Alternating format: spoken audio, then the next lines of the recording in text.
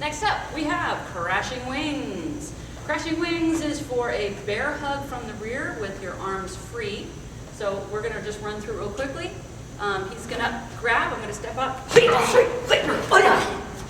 Now, I didn't actually take him down because this is cement and it's dirty. It's under construction. So, going to review that one.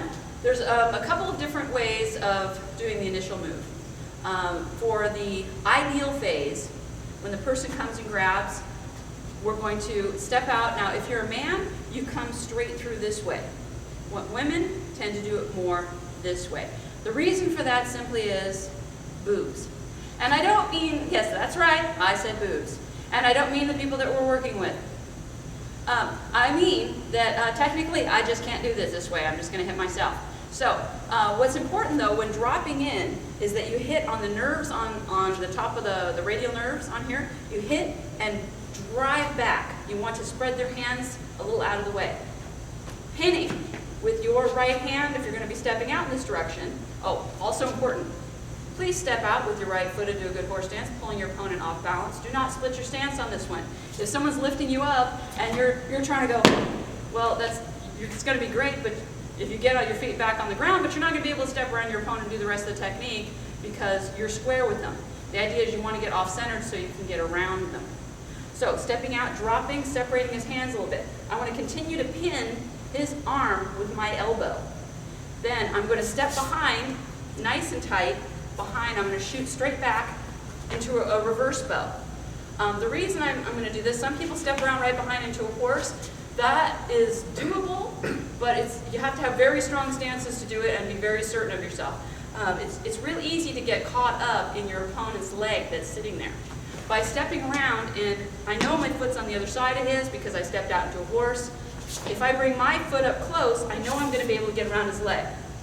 The idea of going into a reverse bow is so I can get out of his way. I don't want to step too far behind him. I do want to be pretty close behind him. And I want to be hip to hip. And the reason for that is important because we go from a reverse bow in transition to a neutral bow. Just at the, more neutral bow horse stance. From here, he's already halfway down. From when I shift, my left hand is going to be an obscure elbow up to his chin, and it rotates through as I shift and drop my elbow on his sternum, passing through with a hammer fist to the groin into a forward bow in this direction. So without an uke for a sec, I want to go over the stance changes from here, stepping up, here, neutral, and it's a neutral that's in transition. So it's not straight back here like some people will say neutral and pull their horse back. The idea is to get your hip forward. So it's going to be neutral, and it's almost going to be like, hey, we're going to be having a little rounded action as you transfer into your forward bow. So you may have to play with that one a little bit to get that in there. As you shoot there, this on the way should be getting them hip to hip and shooting them out. At the same time, this elbow's coming up, passing it through as you shift into a nice strong forward bow. Hammer fist can be to the groin or the bladder, depending where it is. If you're really knocking them down, your legs may be flying up because they're going to be falling over your leg. The elbow is going to be driving them straight down, so it's here and straight down. And then make sure it passes through in time to do that hammer fist. So I'm going to go over this one again. Oh. Here, pulling it back, stepping around. Elbow, going to slide up, elbow to the face, dropping, hammer fist to the groin. I don't think we need to show that from the other side because all we'd see is him falling. But if we want to just see the footwork, let's just show it again with that. Stepping back here, driving back, stepping around. Notice I'm back here, elbow, and then I'm going to do forward bow for him to fall. Insert options as you go along. If the person's grabbing hold and they're grabbing really hard, he just grabbed me that first time hard enough that makes me want to barf. So if someone grabs you that hard, take your middle knuckles and you can whack them just like we would do on spiraling twig. Hit them a couple times. Wham, wham, then drop. There's no rule that says you can't insert something in the beginning. For the lower belts, don't worry about inserting anything. We just want to start it from here, stepping out into a horse, dropping your weight at the same time that you strike.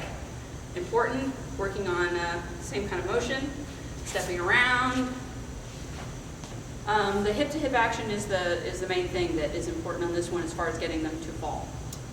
And this is crashing wings. So to follow up on the uke-ness, so on that one, rear bear hug, for some reason it's a tendency for the uke to hold on still. You need to remember that you got struck in the radial nerves on your forearm, so you need to react.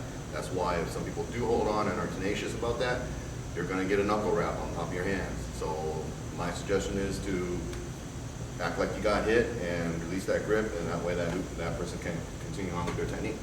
And to help the person with the uke, that's where the tear and driving the elbows back comes in, because the raking of your elbows across the top of their forearms is going to make their arms want to open up for you, whether they're being jerks about it, ukes about it or not. So, crashing wings.